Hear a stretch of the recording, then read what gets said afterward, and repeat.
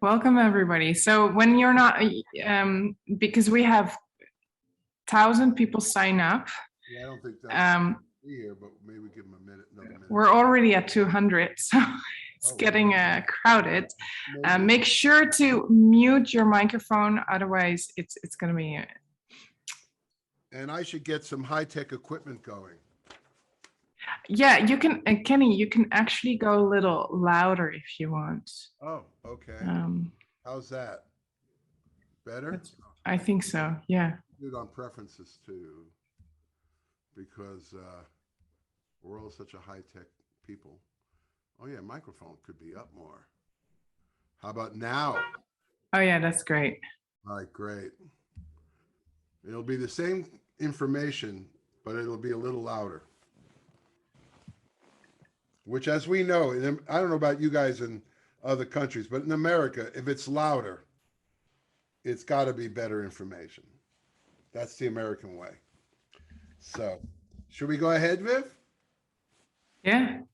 All right, this is my Oh. Wait a minute, there's a parade. Yeah, I muted whoever that was. So, this is a concept which is called random harmony, but I've been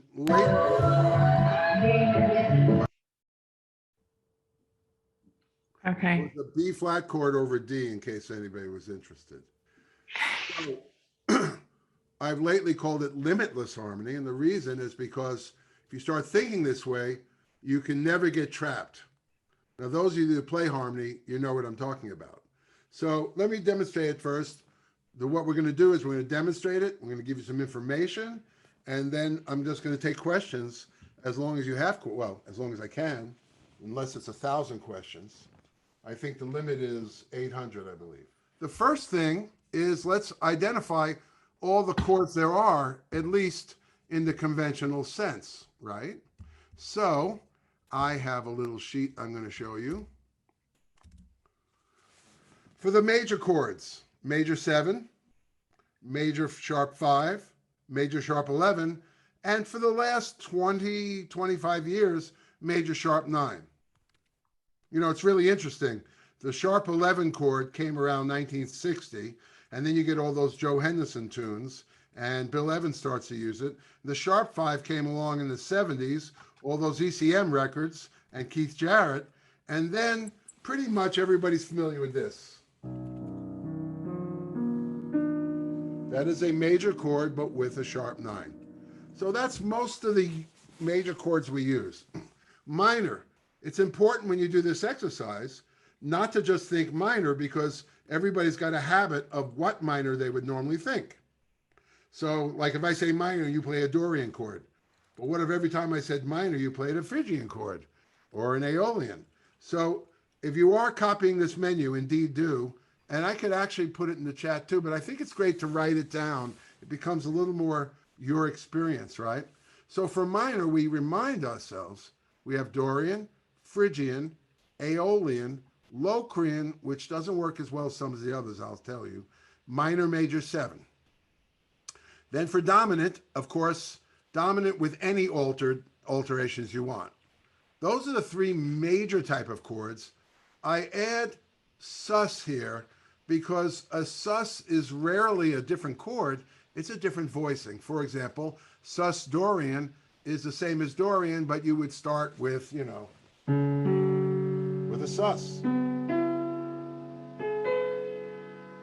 Instead of a sus flat 9 is like a Phrygian, but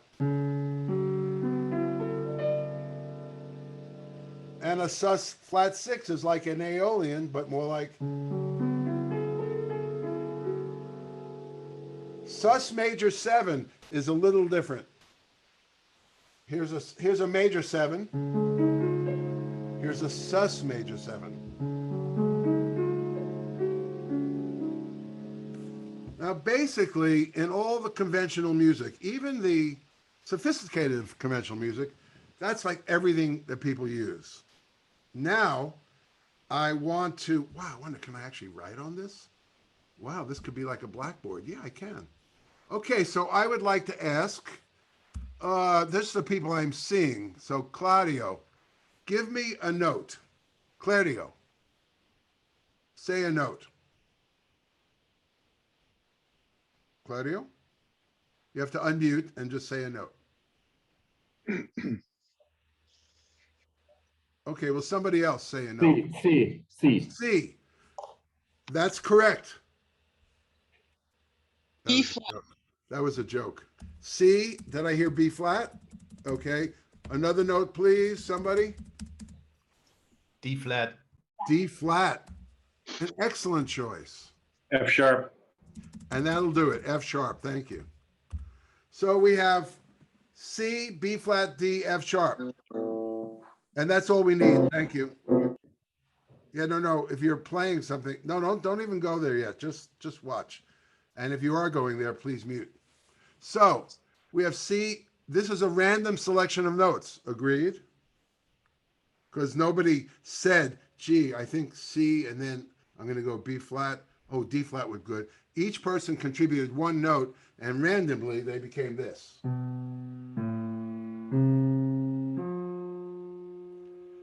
Now, if that's a little tantalizing already, that's because music works. It's people that mess it up. Okay? Anything works, but that's not the lesson here. So these are the roots. Now let's look at the menu. And whatever the menu, you pick one, and it's important not to think what would sound good. Then you're really limiting yourself.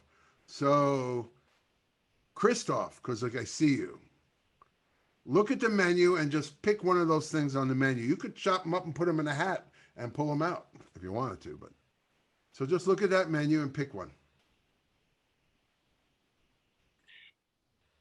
You could put them in the chat.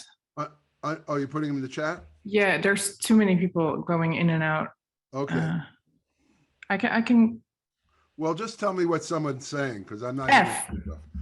F what? No, a type of chord now. Anybody in the chat? Sus flat 9. Sus flat 9. So that would be C sus flat 9. Then the next one is major sharp 5. Major sharp 5. Then we have Aeolian. Everything very random because each person's just picking one thing in their head. Yes. Aeolian. Aeolian, my favorite chord, by the way. And then John says Locrian for the F sharp one. And he's a troublemaker because I said specifically that one is hard. But okay. Now I know all about you, John. All right, flat 5. But we'll try it. Okay. Now, 4 random bass notes, 4 random choices of chords. This should not sound good. And it probably doesn't. Let's see.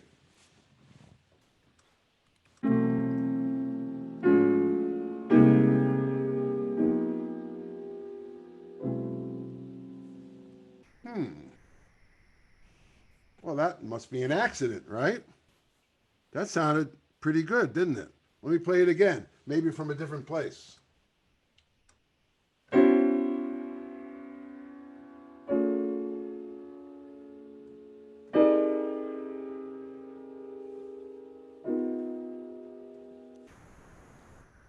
Pretty nice, isn't it? Let's try it one more time.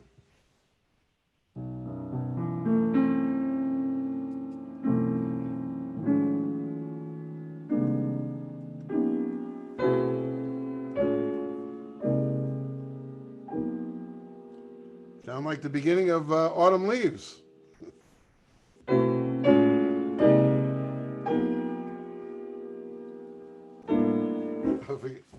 That's a little advanced application.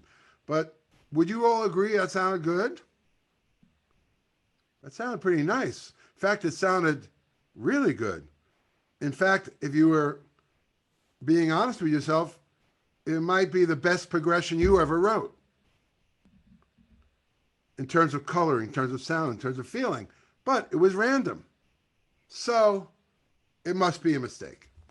It must be a happy accident. So let's do it again.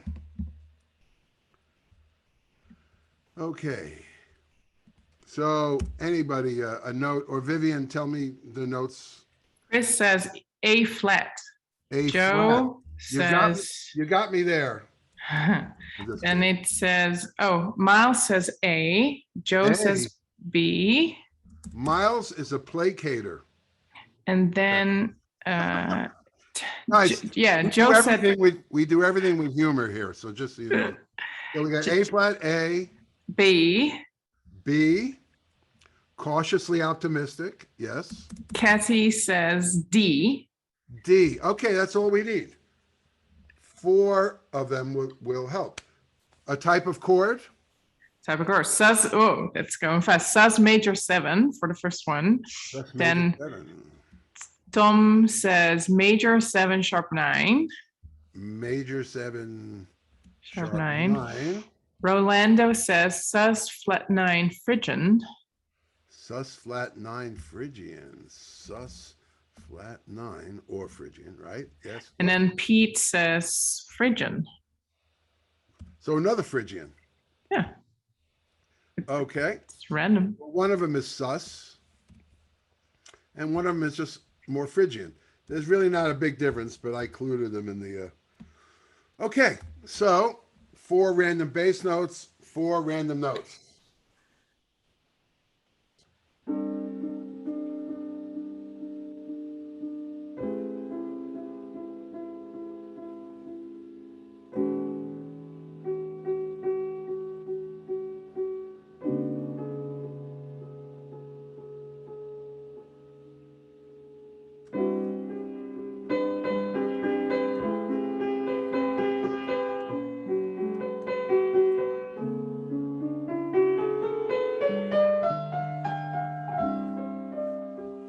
Well, that sounded good again, didn't it?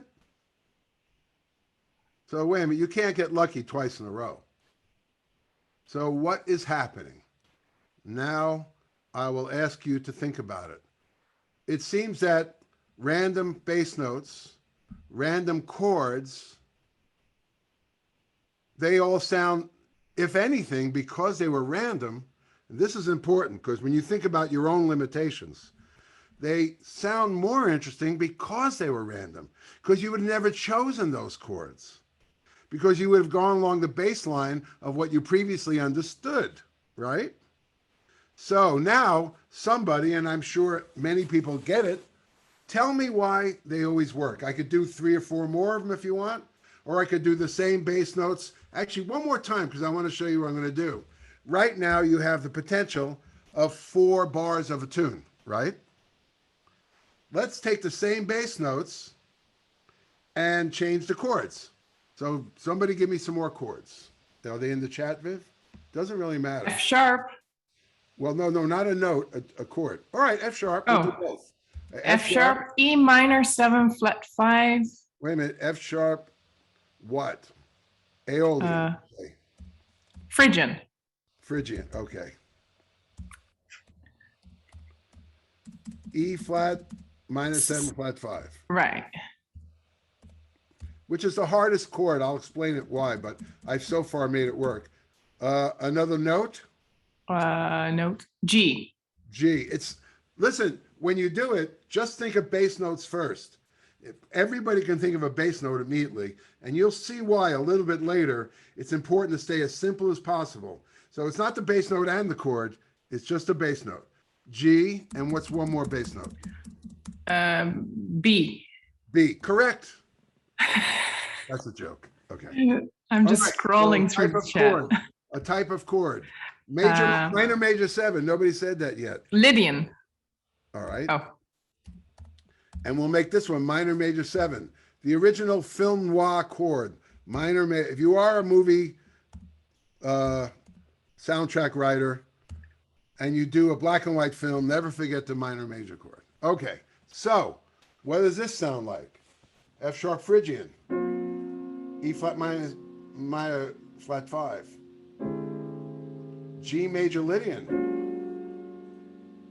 B minor major 7.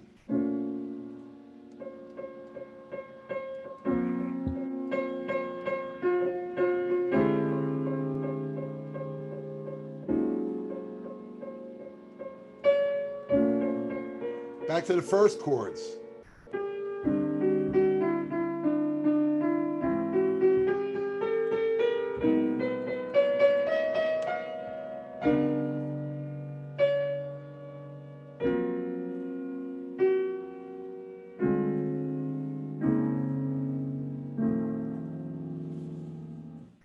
So why does that work so well? And it always does. But of course, take note of the fact that it's more interesting than anything you've ever written. I'm pretty sure. Because it's random. But why does it always sound good? Does someone want to volunteer it? Well, somebody's actually saying because there's no implied key center, which I think... That's not it. Right. David says, I had a theory teacher in undergrad who used a chromaticism in a Mozart sonata on our final to prove us that when you have chromaticism, all bets are off. All 12 tones can be accepted. Well, David, thank you for a little bit of his biography, but no. Next. Florence says common tones. Close. And actually, the last and then a bunch of them says voice leading. Thank you. Voice leading is glue. Now, you know about voice leading as one of the first things or oldest things you learned, but do you realize how many things you can justify with voice leading? There's also another important thing of understanding this.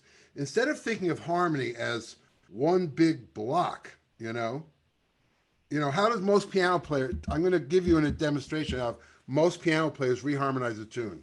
Ron, everybody, you'll relate to this. I'm playing My Funny Valentine, right? You go like this.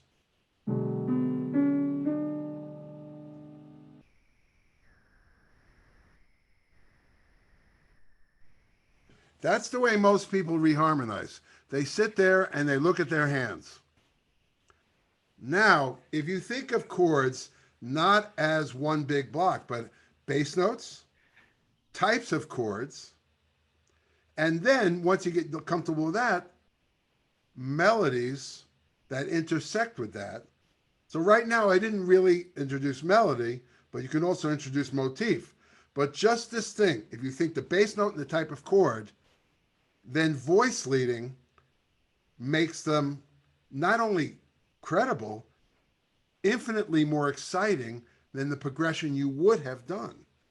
So let me just show you the power. We just showed you the power of both. I want to show you the power of the changing the type of chords, even if it's not a random bass line. Let's take the most unrandom bass line.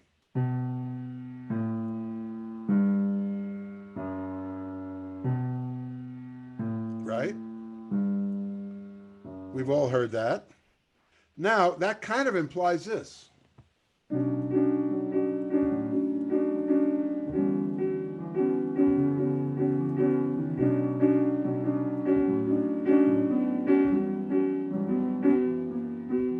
Right? But what if every time around, one of those chords in the menu were randomly selected? So let's see what happens.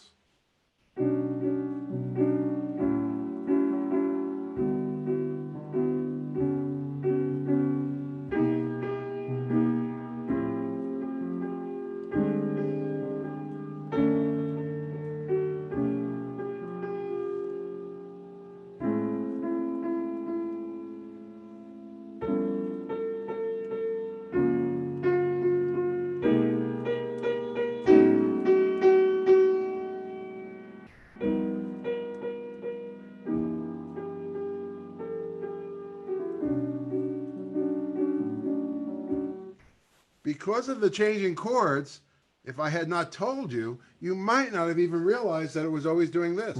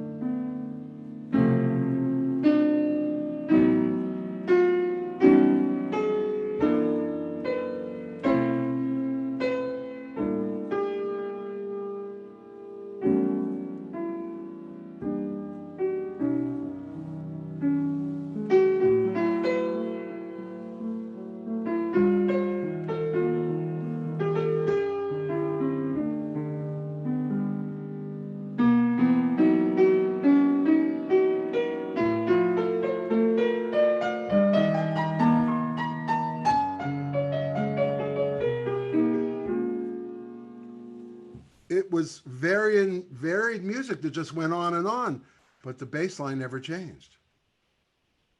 So this is what I call random harmony.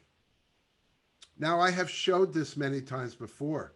It's been on, I've seen, it was live streamed, and it's funny.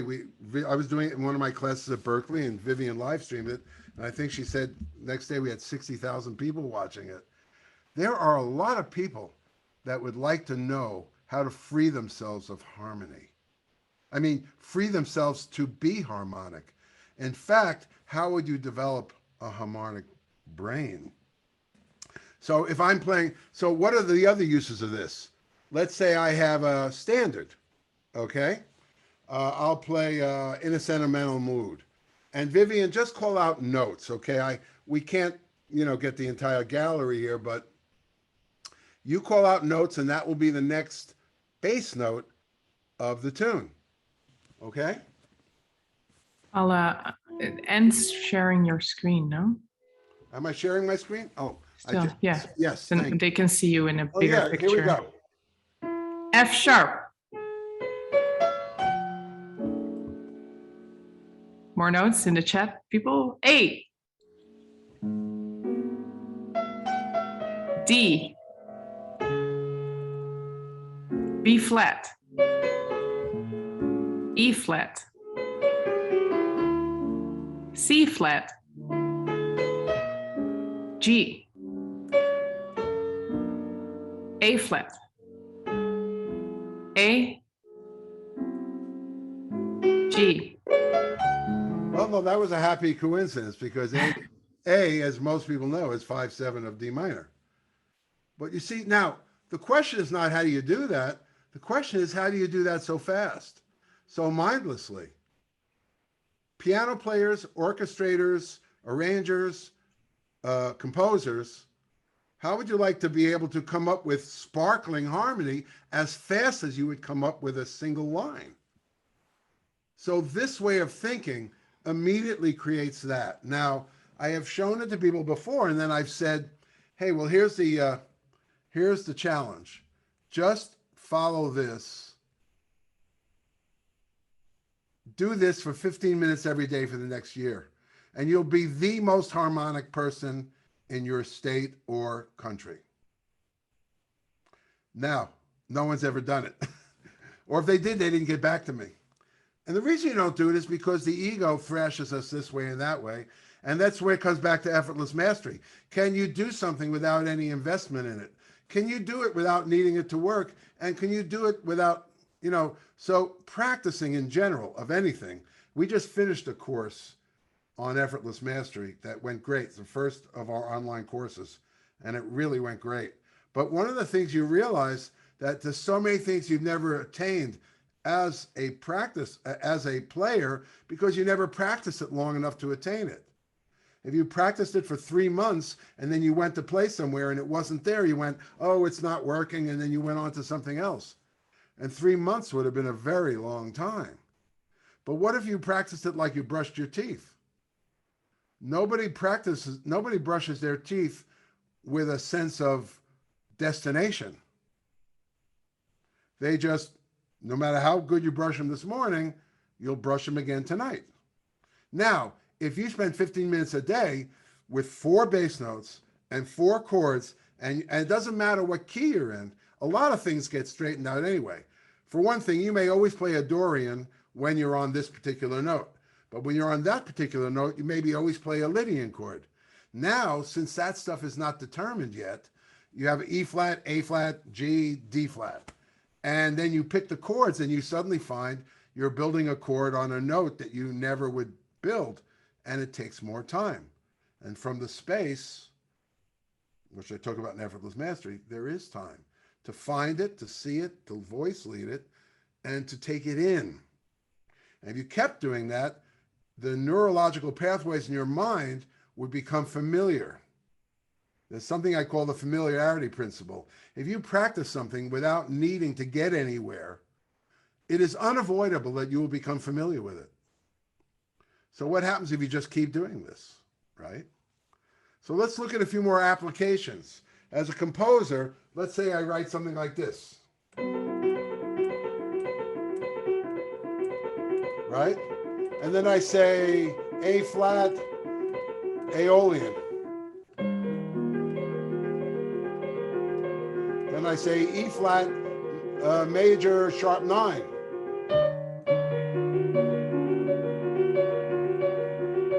A, Dorian.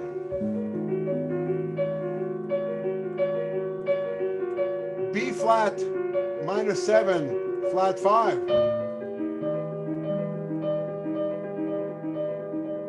A flat, Phrygian. So if you pick a motif, or you can do things like, then do this exercise of 4 chords and 4 bass notes, and just change every one of those notes to fit those chords. And what you have instantly, and almost disappointingly simple, is new music. So I invite anybody to practice this for the next year. 4 random bass notes, 4 random chords, voice lead them. You'll come up with new progression after new progression. However, most people won't do it. And if they do it, if they did it for a month, they'll feel like they've been doing it for a year. So that's why Vivian and I, accessing something that we only discovered through the silver lining, and we're more than aware of the loss in terms of health and in terms of finances that the pandemic has done, and in terms of well-being. But there were some silver linings. I've talked to several people that found stuff they never would have found if they weren't quarantined. And what we found is the ability for me to work with anybody in the world on everything I know, which took it out of Berkeley. For those of you who haven't seen it in a while, we now have the Effortless Mastery Institute at Berkeley. And I teach most of this stuff, but you have to go to Berkeley. And now we feel an unlimited ability to pass these things along. So we're going to organize a course. So the following will happen. Vivian will explain everything to you, and then I'm going to throw it back to you guys to ask questions, whether it's the course or it's about the harmonic thing or more demonstration. But the thing you have to become convinced of is that this is simple and highly effective. But you don't just want to, this is what people do. They work it a little bit, they instantly get an idea for a tune. They write a tune, it's harmonically the most interesting tune they ever wrote, and then they don't have the patience to go back to the exercise without a destination. So let's say you get a new tune out of this, that's great. That's like you've picked up this little bauble, like an earring, or there's a treasure chest and you just got a bauble out of it. You got a piece of silver or a piece of gold out of it. That's great. But do you want the treasure chest, which is the ability to think on your feet harmonically, and as you move, have, sterling, or whatever the word is, shining harmonic movement almost as fast as you could play single lines and never leave you? That takes programming. The reason we try to do things but we don't change is because we do these things. Lydian is on my menu, Ron. Wasn't it sharp 11? Did I not call it Lydian? Anyway, it should be there. We try things, but we don't keep going until the neurological change has been made. So you wake up and you find chords are as accessible to you as you can possibly imagine. Now, for piano players, think about those solo piano intros, for example, or solo piano concerts. Do you know, I could do this all day and create music around the change and never have to think, as most solo piano players do, where do I go from here? Let's say you're doing one of those Brad Meldau or Keith Jarrett arranged intros to My Funny Valentine. So you go like,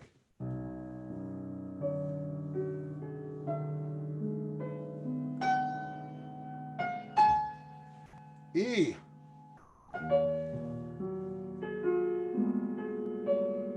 Mistakes. Play them again. E flat. So now you know what I'm doing, right?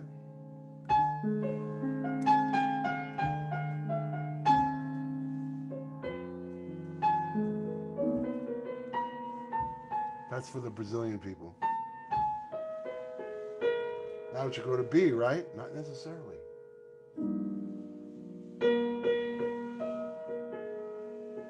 Now it would normally go to A, but no. But what if I said C sharp,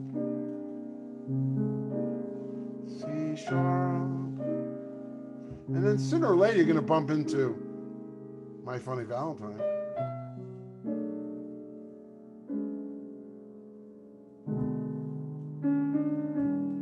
So you don't want a jewel or a bauble. You want the treasure chest.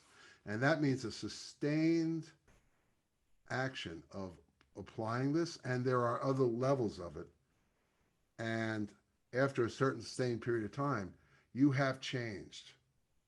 And that's what we want. If we're going to practice, we want change. So Vivian, I'm going to turn it over for you a little bit. And after Vivian, I'll take questions about what this is or how I do it, or what about this, or what about that? Yeah, so we have a course coming up. We did the Effortless Mastery course this summer. So this fall, it's going to be Limitless Harmony. And I'll put the link in the chat.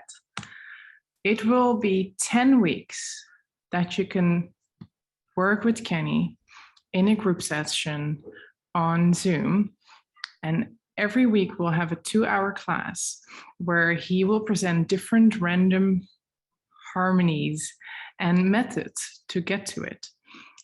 We will also have a Facebook group, and we will have like us share videos with each other and with Kenny to check in your random limitless variations. Yeah, so you do, it will start on October 7th and it will go 10 weeks. And all these sessions will be recorded, so you can take those till eternity and work on that. That would be their property, proprietary property. Right. So again and again.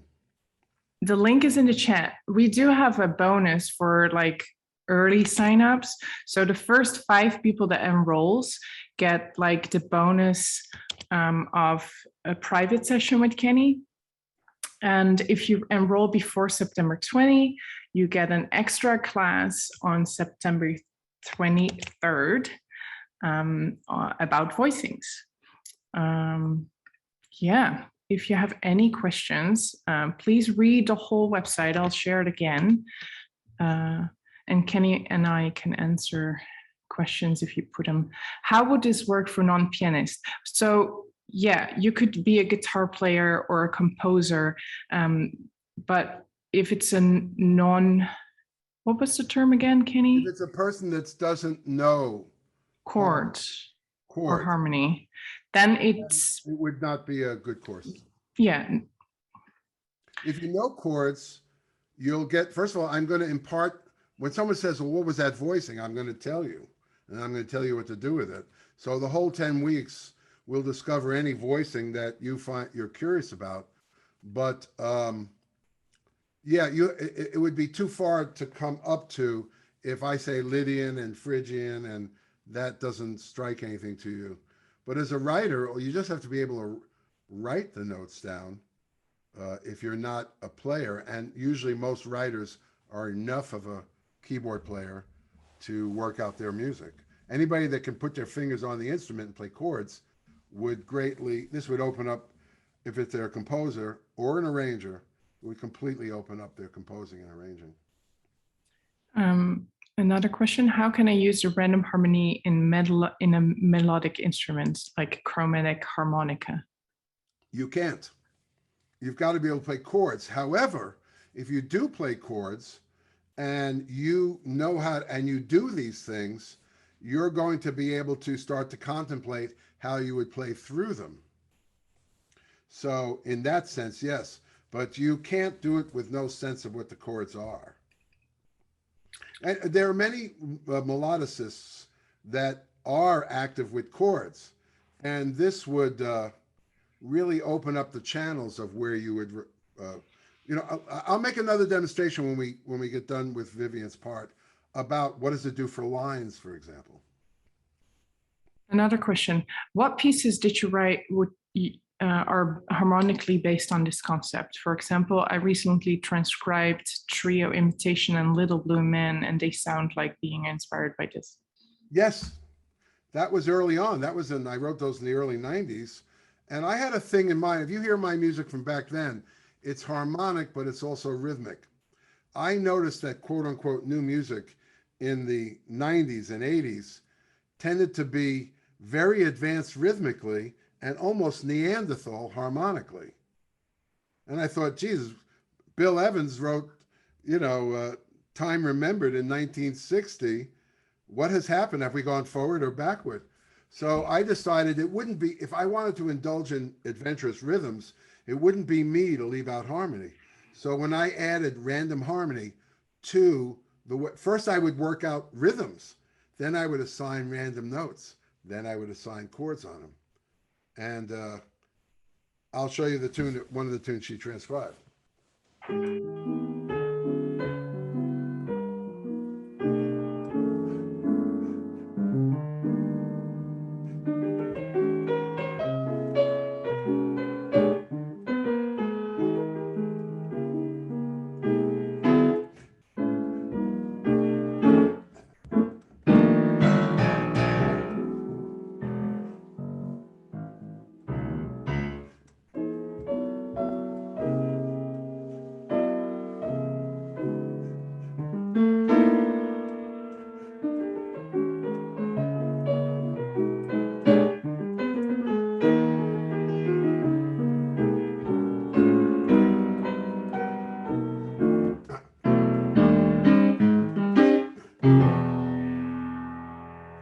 Yeah, I wrote a bunch of those back then.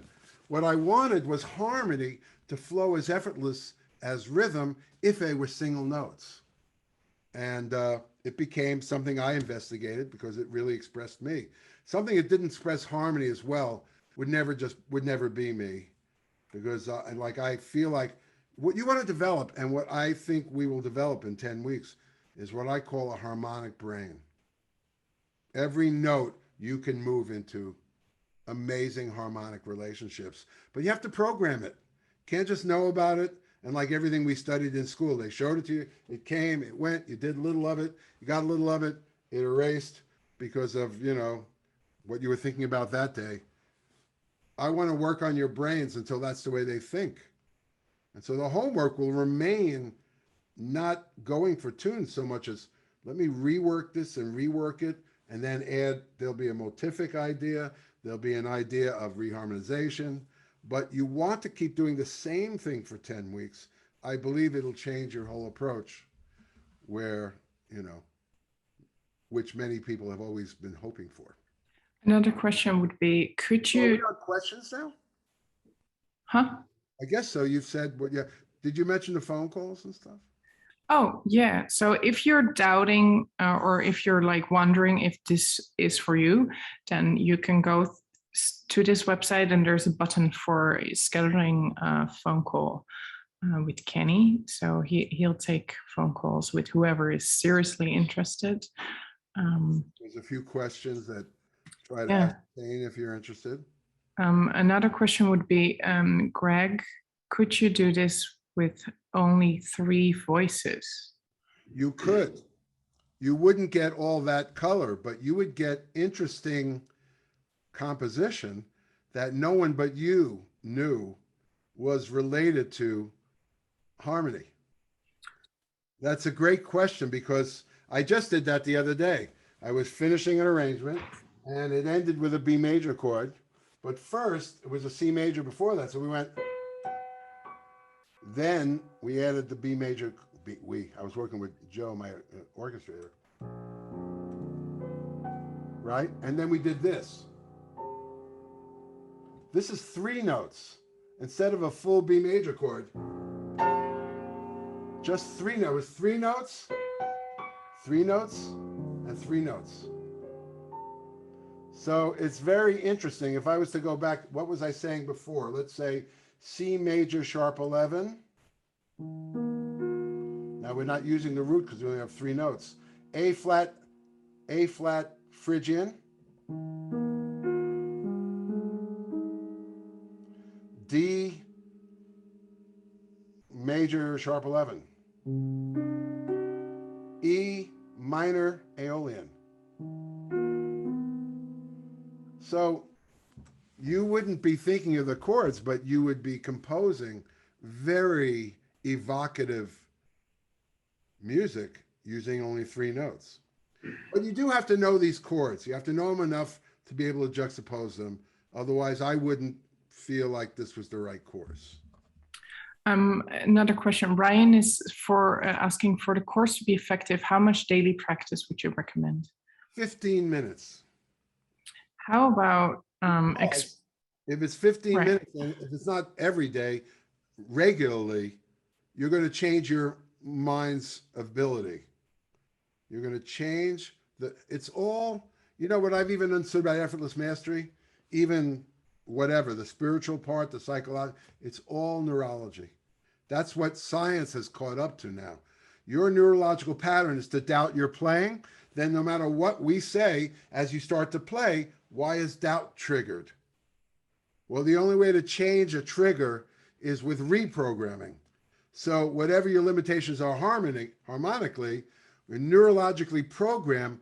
I instantly, as I play a note, I have a root. As I play a root, I instantly have a chord that sits between them.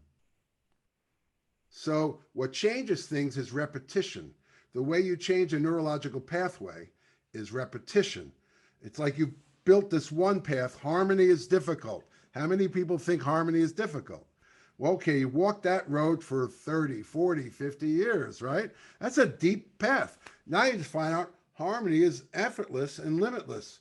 Well, there's only a few footprints on that, and one wind will blow that away. But if you keep doing that, that starts to become the other fork in the road. You know, Yogi Berra from the New York Yankees said, if you see a fork in the road, take it.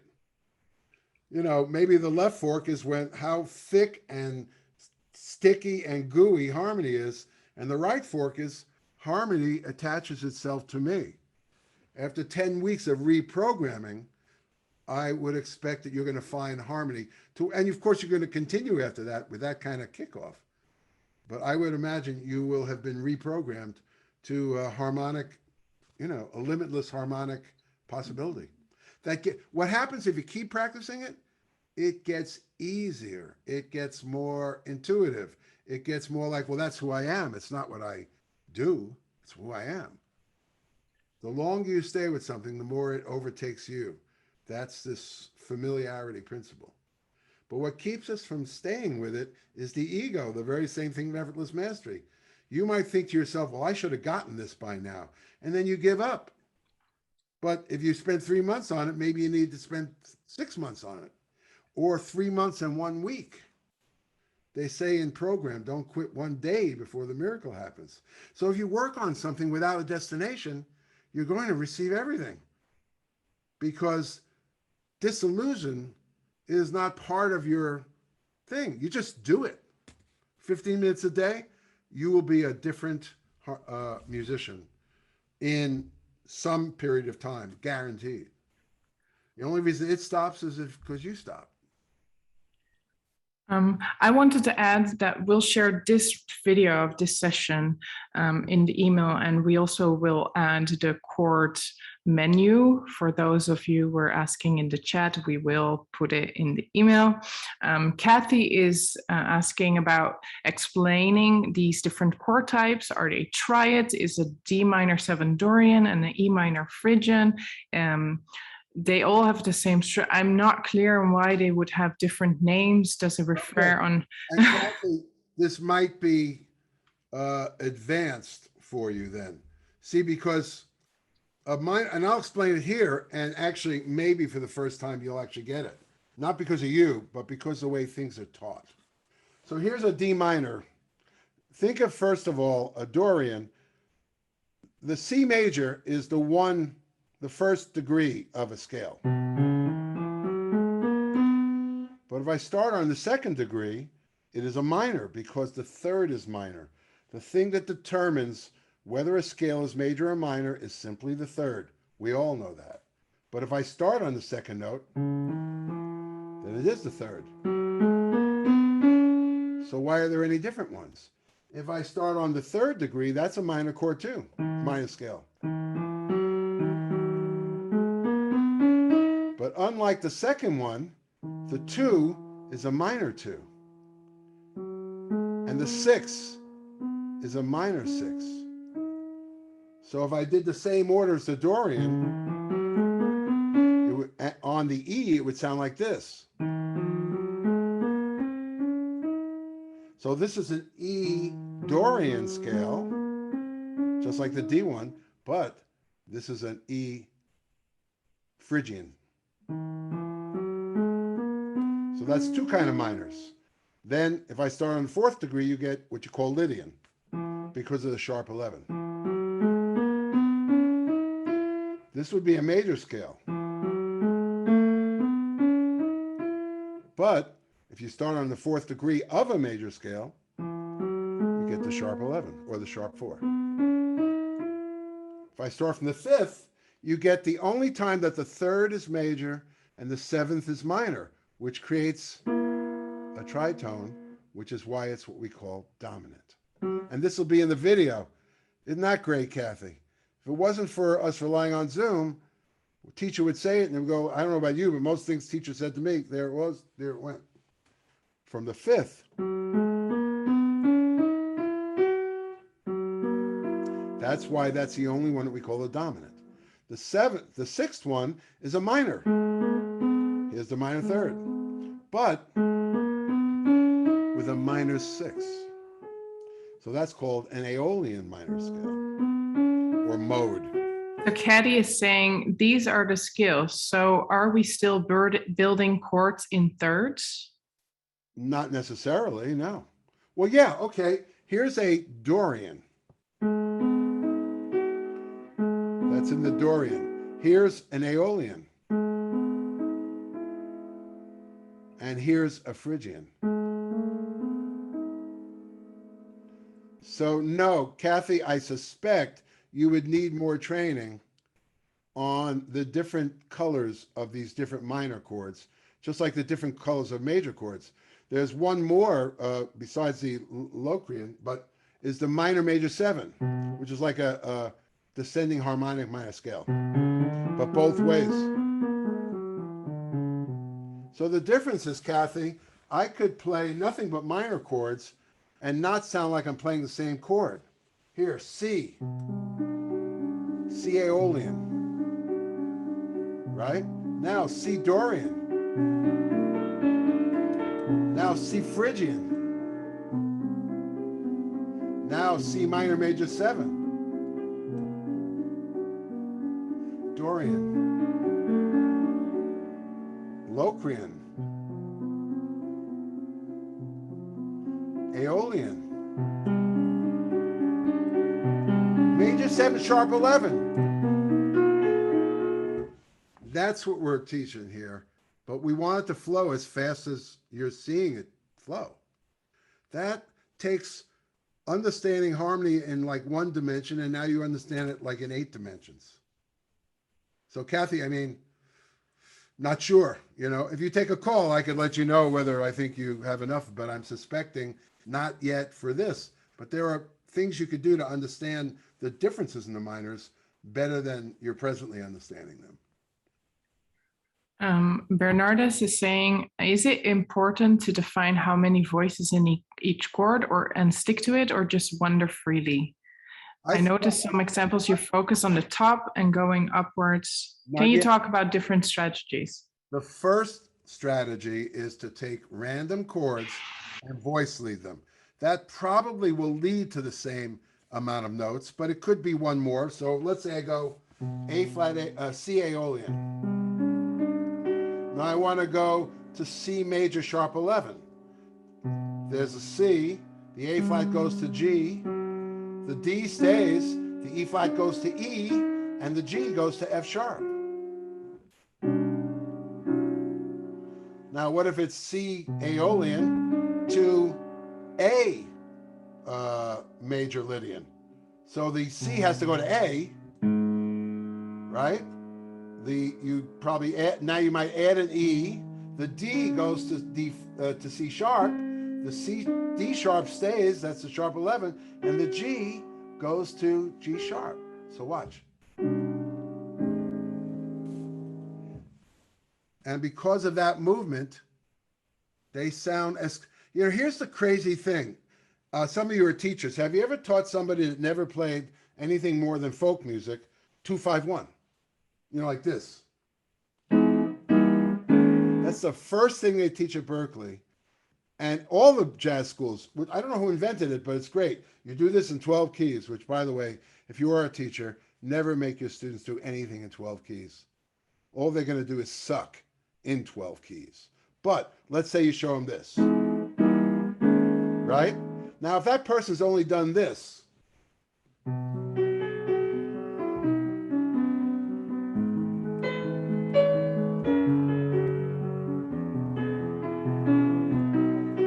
and then you show them this,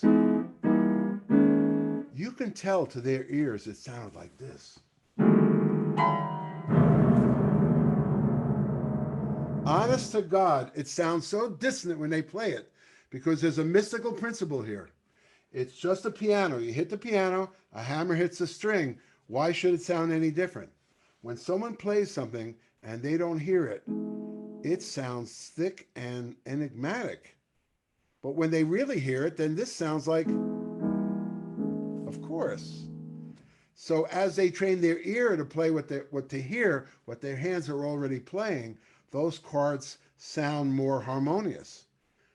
On the flip side of that, any chords sound as connected as 2-5-1 if they're voice led, but maybe not at the beginning, because you're going to see here, C major 7 sharp 9. Say a note, Vivian.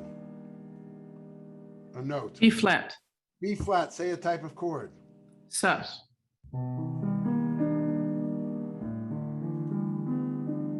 You may have never done that in your life, and it takes a moment to get used to it. So in this case, it's actually the true application of theory, because most theory, what happens?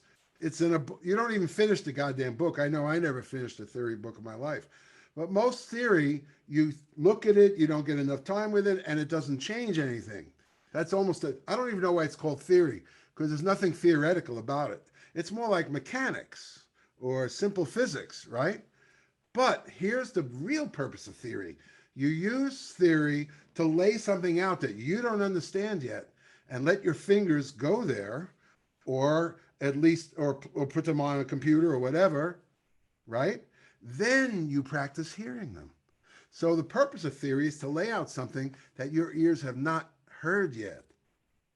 So if I just said, all right, I didn't do any special magic, C major 7 sharp 9, root, to Kathy's point, 3rd, sharp 5 goes, or sharp 11 goes better with a sharp 9. That's like, what goes better with spaghetti sauce? What goes better with meat, red wine or white, right? Sharp 5 goes better with a sharp 9 chord. Major 7, now here would be a major 7 chord. From the root position, I'm just sharpening the 5. Now, you got to add a sharp 9 or it's not a major 7 sharp 9.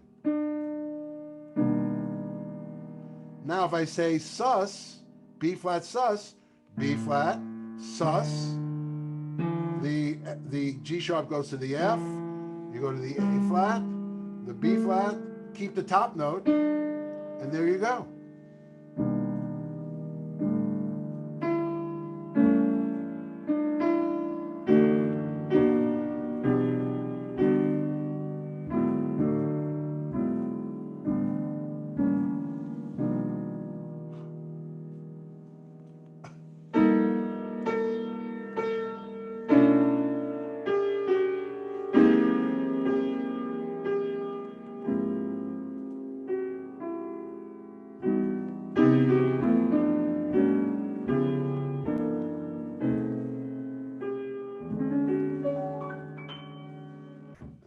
and so forth.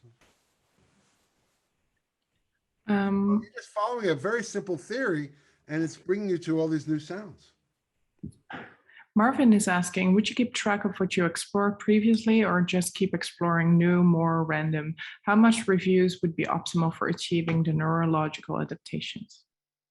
Great question. See, because left to your own devices, you'll get excited by the first 4 chords and you'll lose patience for the original exercise and want to write a tune. Now, you could do that, but you always consider the practices that we're recommending to be sacred, meaning no matter what else you want to do with your life, you're leaving 15 minutes for this alternate universe. And in this alternate universe, you're always starting over. So you would just do the 4 chords over and over again without letting it go anywhere else. However, after a couple of weeks, I will introduce an application of it. Then you would do that for a week or two. Then I would introduce another application of it. And you would always stay to short examples. If the longer the example, the more you think you're writing a tune. And the more you think you're writing a tune, the less patience you have to trust the theory. And the more times you simply trust the theory, the more you're going to make the neurological change. Thank you for asking that question that way. Beautiful. Federico is asking, what do you think about the intro of In Your Own Sweet Way at your album, The Melody? Is it in 5/4 and the rest of the piece is structured based on a subdivision of the initial beat? Oh, well, he's talking about the rhythmic thing. We were just playing the chords. I think I made a few little iterations, but I have this arrangement of In Your Own Sweet Way. The intro's in 5, the A section's in like either 3/8 or 3/4, and the bridge is in 4/4. So it goes like this. You know how the intro is supposed to be A flat? See, if you do this stuff, you also start to think of each section as a texture. You're not so married to what it was originally. So A flat, this is the 5/4.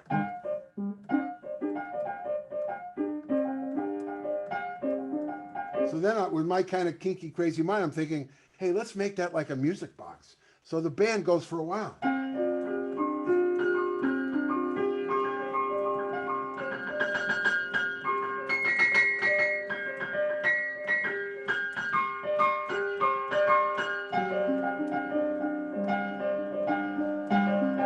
Then came the 3/4.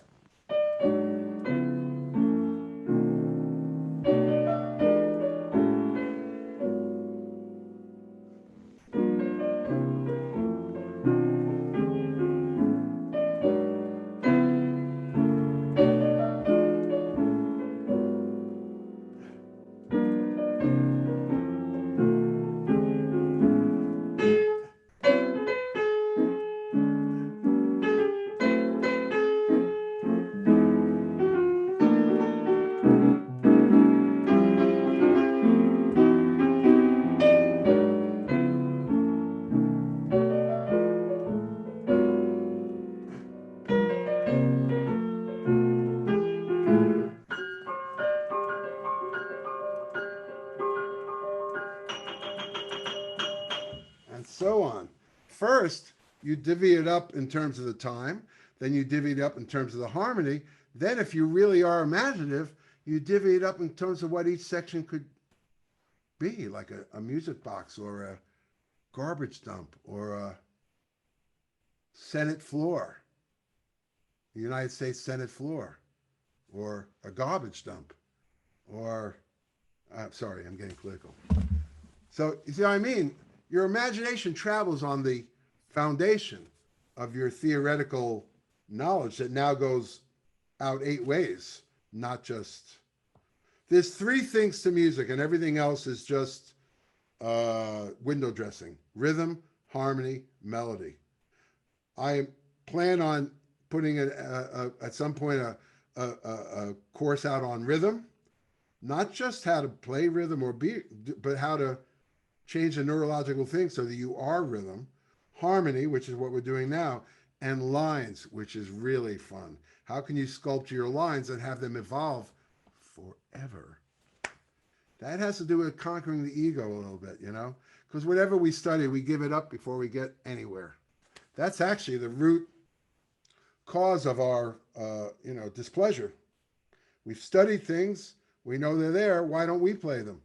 Well, if you studied them for 3 weeks, you might have needed to study them for 4. So for 10 weeks, you will be put in that position of just change the awareness, what it is, what it is, what it is. And you'll have more than enough to take it on your own. And the only thing that can happen is you can get greedy and then you stop progressing. And then you give us an email and we remind you, go back to the beginning. What we did find from the first course we did is that we feel friends with the people that were in that course forever. And I would never not help a friend if they fell off the path. But the path is easier than you think. It's like they say, it's simple. Oh, no, I'm sorry. It's simpler than you think. But they say in program, it's simple, but not easy because of how we complicate things. But we want to keep on track of open to letting this harmonic reality, simple reality, overtake us. And then where we go the rest of our lives, I think a pretty groovy place. You know, you're playing Happy Birthday and God, you could do variation. You know, the candles will be melting on the cake before you're done. Because say, wait a minute, I could do this or that, you know. So 2 people are asking, is the sacred practice 4 random bass notes, 4 random chord quality to pair with? That's the first exercise. If you did that for a while, you would suddenly notice the gluing together and juxtaposition of harmonic progressions that you never dreamed were accessible. And even if they weren't accessible to you because you need the randomness to accidentally come up against them. Another question. It's doing what they know what they're doing. Will always repeat what they've been doing. The randomness takes you out of your familiar zone. So in answer to that, Johnny Jackpot was asking, do we always decide on the bass notes in advance? No, you don't decide, you choose. So I used to kid my students in class, dress up in a tuxedo and get a top hat and put every key in a little piece of paper and then put a recording on of a drum roll and go like, A flat, whatever is fun, but stay random because you want this thing to work by itself. There's only one thing you're going to apply, having decided what chord. This is the first exercise. Having decided the bass note and having decided the chords, the only one thing you want to decide, the voice leading. And that is no more difficult than what you think voice leading is. Here's E major, sharp 5, and 5th on top. These are things we'll talk about. Right? Now, I want to, D flat, major 7, sharp 5. E flat, minor major 7.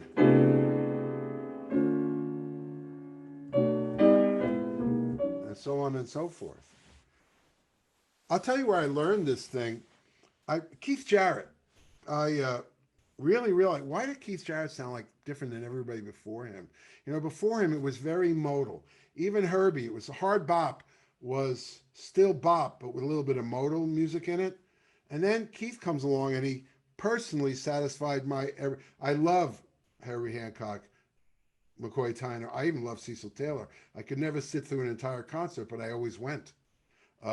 Bill Evans is probably the guy I sound the most like when I'm not trying to sound like anybody. However, Keith Jarrett brought back a romanticism that it seemed like jazz had just moved away from. And then I found out one of the reasons Keith had this. I was playing a gig in Boston with an old Irish bass player, Teddy Pendleton. In Boston, they don't call them club dates, they call them GB gigs, right? Weddings, bar mitzvahs.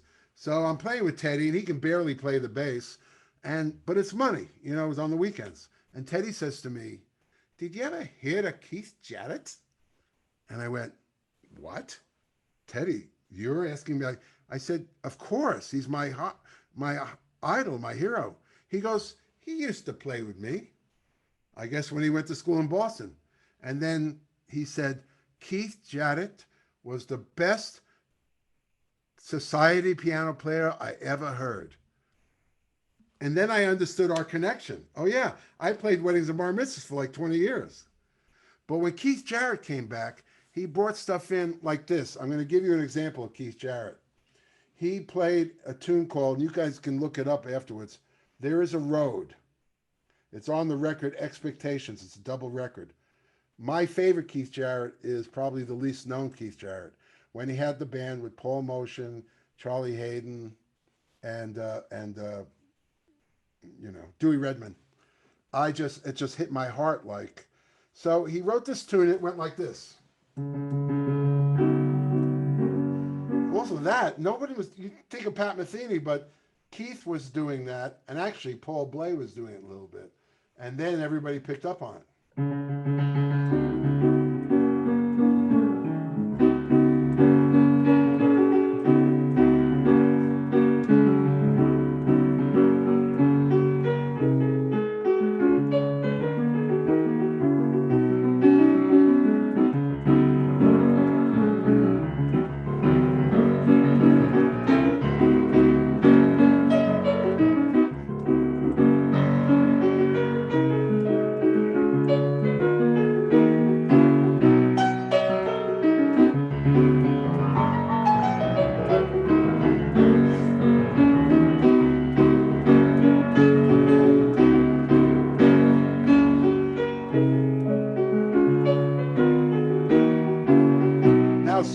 Come in.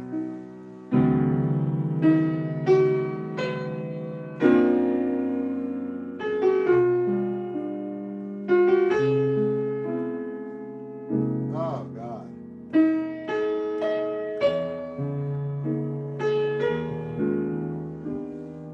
Whoa.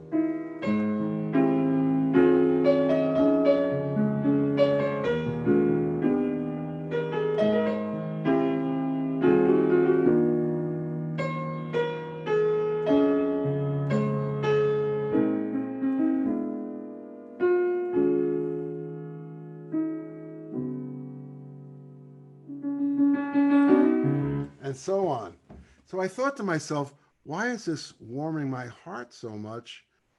Now, it was the 70s. Remember, the sharp 11 chord was the chord. The Dorian chord was the chord of the 50s.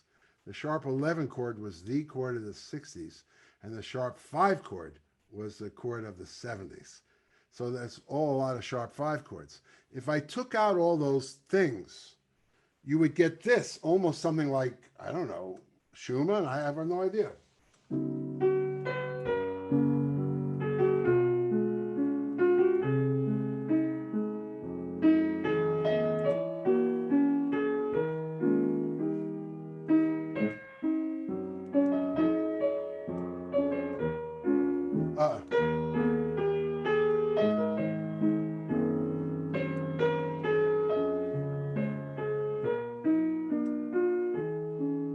Almost like kind of Elton John or something. But when you added those other notes, so that's when I wrote back in the 80s an article called Hostile Triads. This was my first idea of this, that you can have a triad that could be unusual to the melody and to the bass note. And then I started to try a bunch of things like that. And then I got led to what I now call random harmony.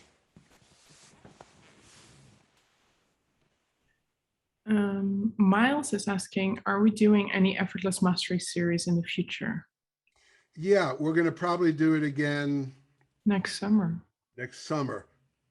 We have there's something I want to do on the 3rd and 4th step for how to really practice, but you would have had to have really given the first 2 steps a lot of your kind attention. You know, there's a certain, I mean, there'll be a lot of it in this course because I can't teach something without noticing that you're studying it in a way as to not learn it. That's what I found as soon as I started teaching. Like Andreas was actually an early student of mine. And what was different when I taught theory, and I noticed the people that would always say, do you understand? They go, I said, wait a minute, I know that. That's what happened when I studied Spanish or algebra. Teacher said, did you get it? No. It takes a terrible student to be a great teacher. So I would explain it again and again until the person saw, which is really the reality of music. It's really simple. It's only not simple because you don't understand it yet. When it doesn't understand something, it seems like rocket science. Once you understand it, then at least it's accessible. As you keep becoming more and more familiar with it, no matter how difficult it seems to anyone else, it's easy to you. That's the aim of the 10 weeks. I don't know if I answered the question, but I think so, maybe. Can this be related to Bill Evans' approach? Well, there is another, no, yes. Here's the thing, Bill Evans' approach, why is Bill Evans generally thought of as more harmonic than anyone before him? More than, Eric Garner or what's his name that played, but you get blocks, anybody over 60 and approaching 70, you know what I'm talking about. The bebop piano player, the greatest, that played with Bird. Anybody? Bud Powell. Thank you. That's only because once you get a name on the other side of the wall, it's always there. I mean, I had that happen with I can't even think of the names because they're still on the other side of the wall. Anyway, when Bill came along, suddenly everything was more harmonic. But why? Bebop was the study of 2-5-1. Before that, it was just you played the tunes like the way the singers sang the tunes, like popular tunes. And then the beboppers found 2-5-1, so you could go instead of going like they go.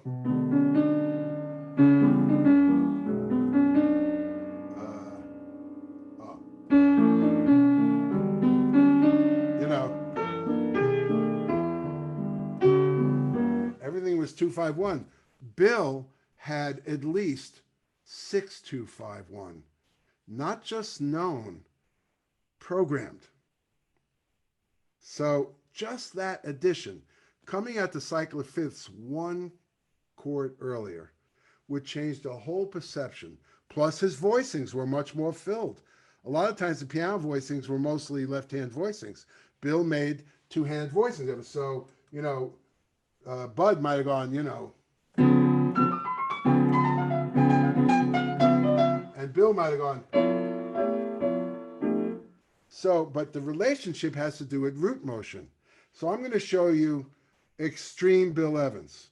If you count back 6 to 5, let's count back more, okay? So I'm going to play that Bill Evans, My Romance. So let's count backwards to see if I got it right. Fifth. Do I count back fourths? Is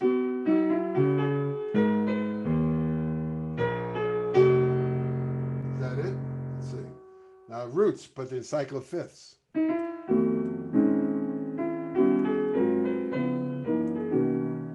Sounds like Bill, right? But it starts earlier.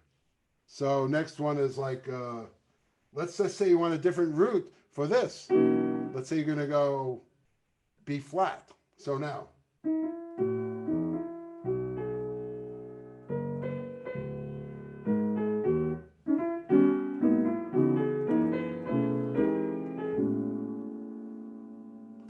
That's how it relates to Bill Evans. But first you get the root motion. But why did my hands formulate a chord that instantly agreed with the melody of that song? That's one of the things we're going to be working on. You don't want to be able to have to just figure it out. Ideally, you want to become so familiar with it that the hands do it for the players. And for writers, like Bob Brookmeyer is a good example of somebody, first of all, he played nice piano, but like an arranger's kind of piano, but he did amazing harmonies because he understood this, but I don't think he ever formulated into that. So, but there you go. Isn't that nice? Wow. Ending on the B flat. So what did I say first? It was...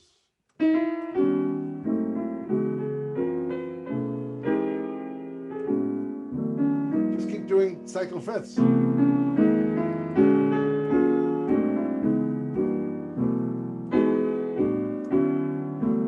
And sooner or later, you get lucky.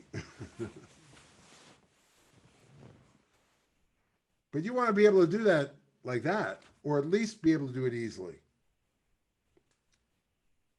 That's one of the exercises, by the way. Once we've really locked in the idea that any chord goes with any chord, we might put a simple melody in. And now you can't use the whole menu. You can only use the chords that don't violate that melody note. But the palette is still incredibly broad. You're going to do this. The way you do it is by repeating the exercises. But it just so happens that this kind of thing probably has never been this clear. And I've been showing it for a long time. But now I want to initiate people in this process of harmony. I'm calling it like attaining a harmonic brain.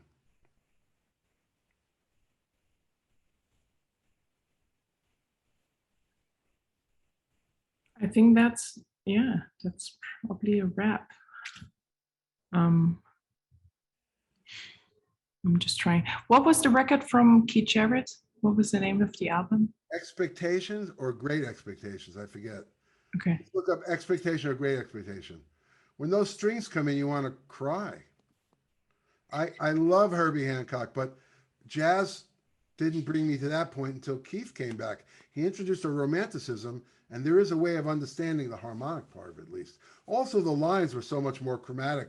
When they had already gotten into the sort of modal thing, which was the hard bop, Keith brought in this beautiful chromaticism, which is more reminiscent of Chopin and Liszt with modern harmony. When you understand music as rhythm, harmony, and melody, a lot of the mystery, the kind of mystery you don't want, the mystery that keeps you from learning it, a lot of the mystery falls away.